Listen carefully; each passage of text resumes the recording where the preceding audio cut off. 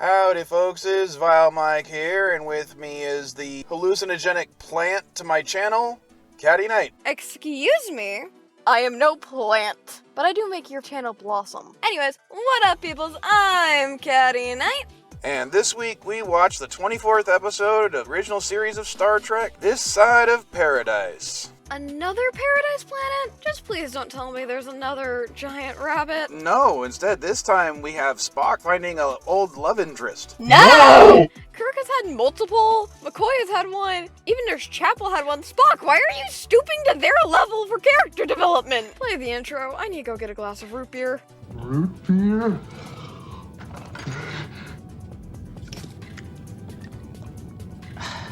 Root beer. Care for a root beer? It's so human. And bubbly.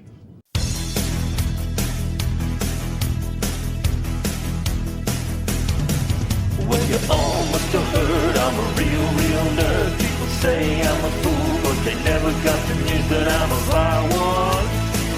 Oh yeah, I'm a vile one. You better turn it up, better keep the channel dialed, 'cause you're watching Vile Mike and his real wild child. Oh yeah, I'm a vile one.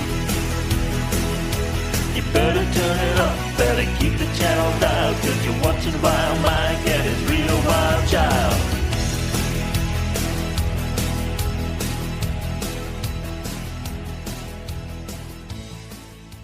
We actually start the episode similar to the Man Trap, with the Enterprise checking up on a colony. Except this time, due to some space technobabble phenomena, they think everyone on the colony is probably dead. But of course, when they beam down, they discover they're still colonists. Cue credits. They meet the leader of the colonies, of which the crew is astounded that they're even alive, but something just feels off. And not acting like teenagers off, more like pod people off. And we eventually meet Mrs. Steal My Man. Layla. Whatever. She's all sweet and innocent, and I don't like her already. Katty getting catty? Did you just use my name as a pun? You think I would stoop so low as a dad to make a dumb dad joke on your name? I am shocked. This is my shocked voice. Shut up. The leader kind of says that they've wanted the colony to go back to a more simple lifestyle. Fewer machines, that kind of stuff. Space Amish. More like space Mennonites, minus the religion. Then again, we also learn that these guys are vegan, so make of that what you will. Sulu and a random crewman discover that there's no animals on the planet. Not even puppy dogs. We then get a ominous scene between the leader of the colony and Layla. He asks her if she wants Spock to remain, because of course he will. I really don't like this chick. Dad, could I perhaps have a phaser? No. Damn you. I don't need you going all Lenore on Spock's girlfriend. I'm not going to go all Lenore on Spock's girlfriend. I'm just going to vaporize her. No phasers until I can find one on the permanent boink setting.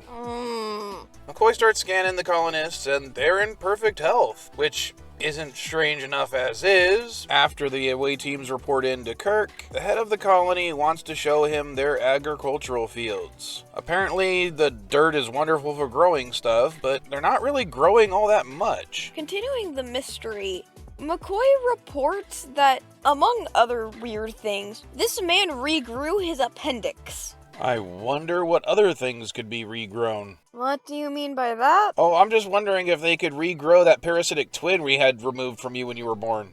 What? Huh? Oh, wait, never mind. Back with Spock and his girlfriend. Spock and Mrs. Steal My Man have a conversation, and Spock calls me out. I've never understood the female capacity to avoid a direct answer to any question. I think he just called out all women. No, not all women. After a scene where Kirk tries to inform the colony leader that Starfleet has ordered them to be removed from the planet, we get Layla taking Spock to a flower. Did that plant just ejaculate on Spock? What, they never taught you sex ed in high school? When a plant loves a man very much. Please don't. Anyway, Spock falls down in pain, but when it's all over, he looks at Layla and says, I love you. No! stupid plant semen. Cue commercial break. When we come back, Kirk is still trying to get the colony to evacuate, and Spock is, What is Spock wearing? It looks fine on the others. No, that green does not go with his complexion. Take that off. Go put back on your normal uniform, please. Oh, and he's making goo-goo eyes at Miss Steele, my man. Kirk calls Spock, but he's obviously acting strange. In fact, Spock is kind of acting like a teenager and making out with his girlfriend. They go out to look for Spock, and they end up finding him climbing on a tree. What have they done? What did they do to my Spock? Kirk basically sums it up in one line. You out of your mind? Are you suggesting that Spock is out of his Vulcan mind? Did you just... No, what? No puns. I don't want to deal with that right now. When Kirk tries to have Spock arrested, Spock instead walks over to a group of the flowers where Sulu and random crew person get, ejaculated on. Oh my. And it somehow misses Kirk. Meanwhile, one of the away team that has been infected by the plant semen brings one of the flowers to McCoy. It obviously infected McCoy, has been beaming some of the plants up, How many of those did you beam up? Oh, must be might nigh on to 100 by now. and for some reason, like my dad when he is mad, is even more southern. I have no idea what you're talking about. Hi, Freyo, nice to see you again. Kirk decides to beam back up to the ship and kind of discovers that the plant spores have infiltrated the ventilation systems and have kind of infected everybody. Uhura has gotten rid of any communications except for the ones to the planet, and mutiny ensues. Kirk finds one of the plants on the bridge and just throws it.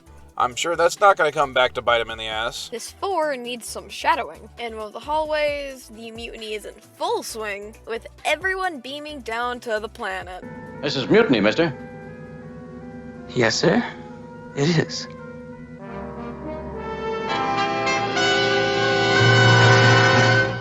We get an exposition log from Kirk about the rest of the crew beaming down, so to get some answers, he decides to beam down himself, where with a conversation between Spock and the leader, we actually get an explanation of sorts. The spore plants are not native to this planet. The death rays that they mentioned early in the episode, these plants actually thrive on them, and that's why they came here. Also, for some reason, they like infecting sentient beings. And for some reason, McCoy wants to make a mint julep.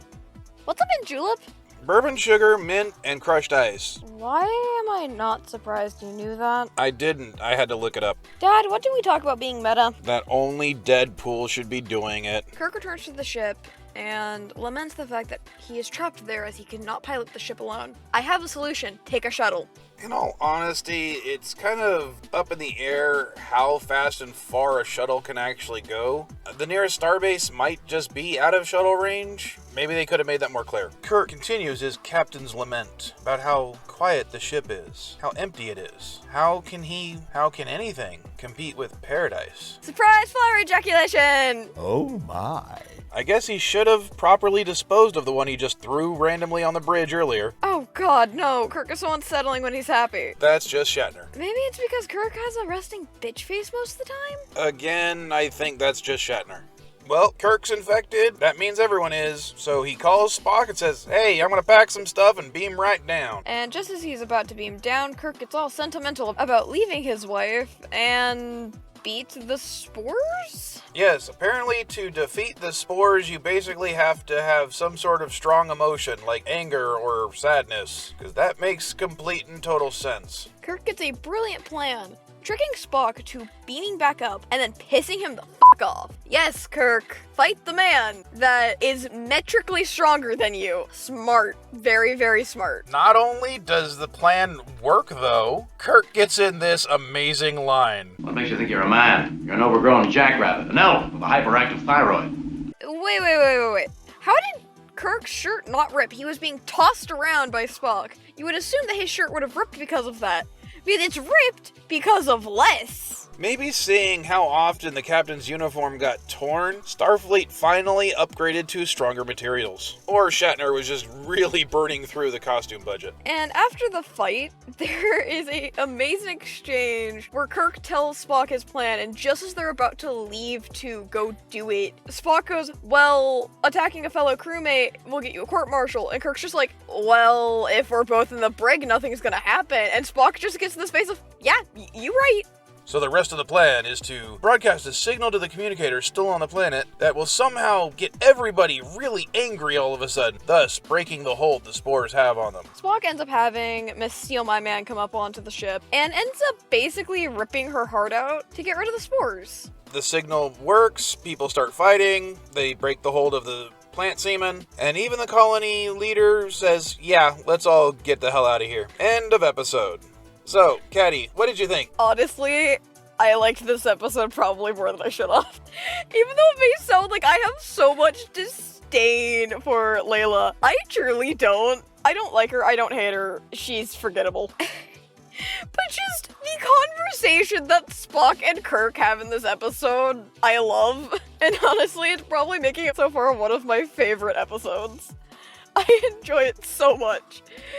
Kirk is just so sassy. While a little slow at times, this one definitely builds a mystery around it, has some decent continuity, and has an interesting take on the pod person archetype. What can I say? It was good. The only problem I have with it is they mentioned early on that the planet outside of the humans and the plants has no other life, including insects. So who is pollinating the crops? But other than that, solid episode. Oh, and before I forget, this episode was kinda sad, as it revealed that Spock has never felt happy. And that's just sad. Poor Spock. Katty, say the thing. Don't forget, like, comment, subscribe, hit that bell, and buy something from SD Game Swap. Yes, they still sponsor us. Anyways, bye-bye! Later, folkses.